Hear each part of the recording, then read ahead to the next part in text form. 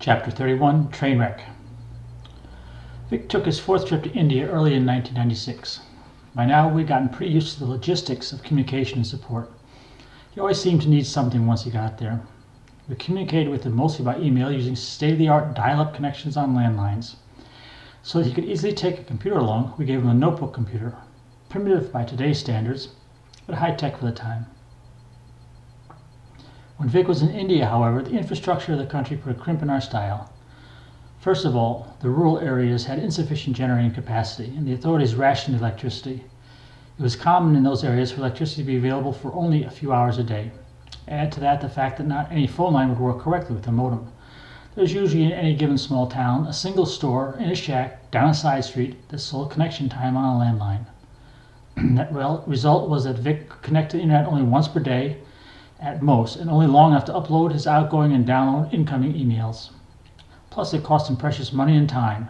This meant email conversations would often be in fits and starts. Vic always chose to visit India in the early months of the year to avoid the tremendous heat of the summer. He usually went to Vrindavan, which is just south of New Delhi in the central plains of India. Vrindavan is a holy place, but not particularly cosmopolitan.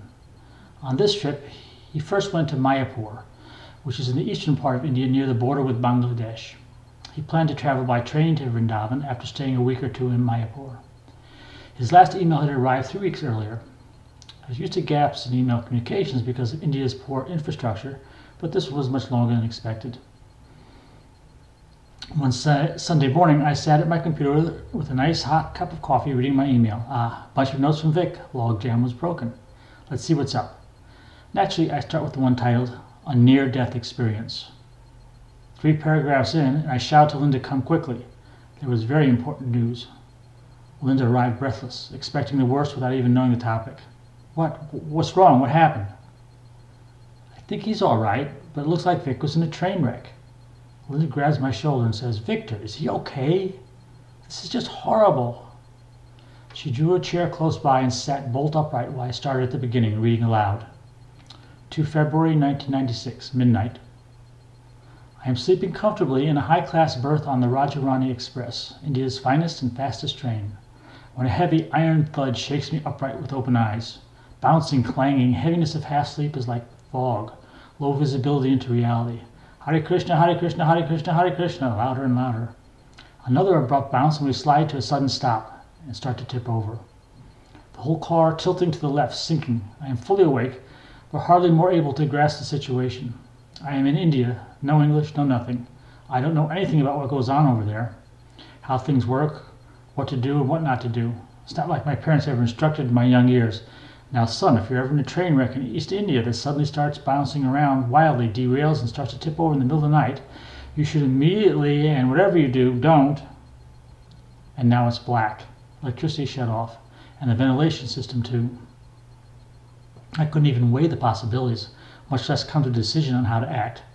All I could do was envision the India Railways cartoon picture of an exploding train, the one they put above the ashtrays, and wonder if the train would blow up when it tipped over. Yes, it probably would. Get out, decision made. But I'm amazed how calm these people are.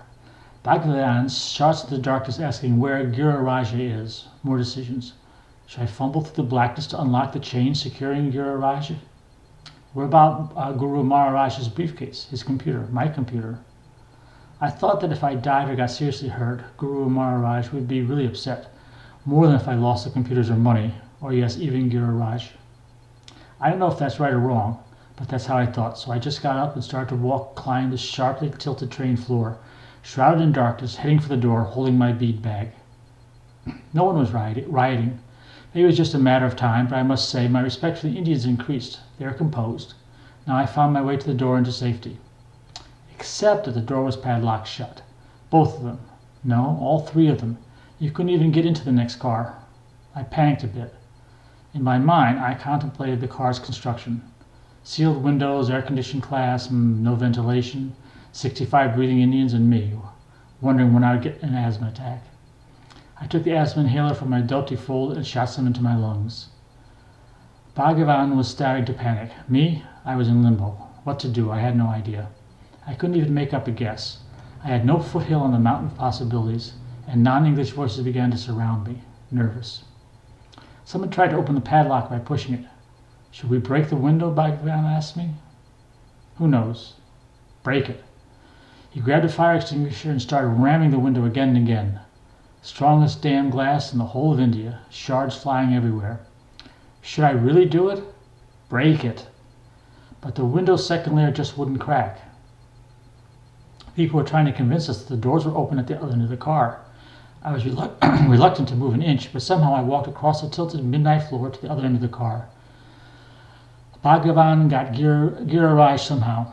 We made it to the other door, wide open. Most of the passengers were already out. A man turned to me and patiently explained, God has saved us. Outside, hundreds of passengers stood along tile tracks. The engine car was jackknifed 90 degrees across the track. The passenger car behind it was off the tracks entirely, in a ditch practically on its side. Then there was our car, tilted up at a 45-degree angle, held up by a concrete electric pole. Another man turned to me and said, because we have done good things, therefore we didn't die. Everyone agreed that mass casualty was the most likely outcome of such an accident. Rajarani is the fastest train in India and fell off the rails at full speed. Indeed, just 2 cars behind ours was fearsome. The tracks had buckled and split under the pressure. A piece of rail jutted up into the air, jamming into the train's broadside and smashing through a window into the passenger compartment. Now it stuck garishly out the garnished windows, stabbing the black night with all the theatrics of Indian flashlights. A rusted bone splintered in the mouth of an ogre. And the second section of the rail pushed deeply into the car's metal wall. 2 bodies were carried from that car on stretchers. I have no idea where to. One was dead. What to do? Wait until morning, of course. Nothing else to do without light. What about the ever-present Descartes? We expected their arrival at any moment to loot the wounded, wealthy train and its passengers. Apart from general concern over the stretchers, no one seemed to have their spirits damped very significantly. They just kept each other company, laid out their blankets, and went to sleep beside the tracks. I too got out our valuable luggage, chained together as an impromptu and uncomfortable pillow, and curled up to sleep. A few hours later, officials showed up with the police. At least they found out about us before the Descartes did. They packed us all into undamaged cars, and by 6 a.m. we were headed backwards at half speed to Gaya. 12 hours later in Putna, new cars were added to replace the damaged ones, and we took an alternate route around the toppled cars and damaged tracks back to Delhi. 16 hours later we arrived. Delhi never looked so beautiful. What impressed me most was the Indians themselves. Of course, I'm not talking about their technology or organizational skills, which were basically non-existent. I'm talking about them.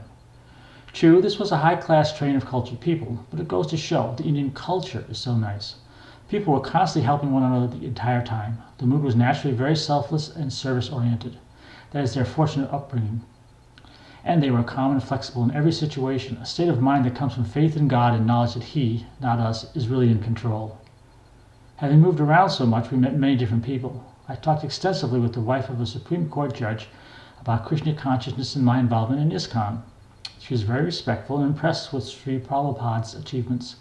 I also met a man who used to visit the Gaidiya Math when Srila Prabhupada was still a Gristana preacher. He is now a life member of ISKCON, Tulasi Bees and the rest. He was vigorously preaching to everyone around him. I also spoke to a nice couple who were Durga worshippers. Most of all, I was thankful to God for protecting me and allowing me to grow and mature from the experience. I don't think I was ready to die. My consciousness is impure and my attachments are not all in the right places. I think because I was not yet ready, Krishna had mercy on me and protected us from all danger, allowing me more time to serve and preach and purify my heart through service to Guru and Vaishnava. Linda spoke once I finished, her voice trembling. Oh my God, people died in that crash. It must have been horrible. We reread the email several times, each time noticing some little detail and shaking our heads. Oh no, not an asthma attack too. Being asthmatic herself, Linda always reacts when asthma rears its head. We shuddered about the dangers of the Descartes, a term unknown to us but obviously menacing bandits. Think of waiting to be rescued while waiting next to the smoldering, twisted remains of your passenger train. The last 3 paragraphs seemed out of place until I realized that the email went not just to us, but to a rather lengthy distribution list.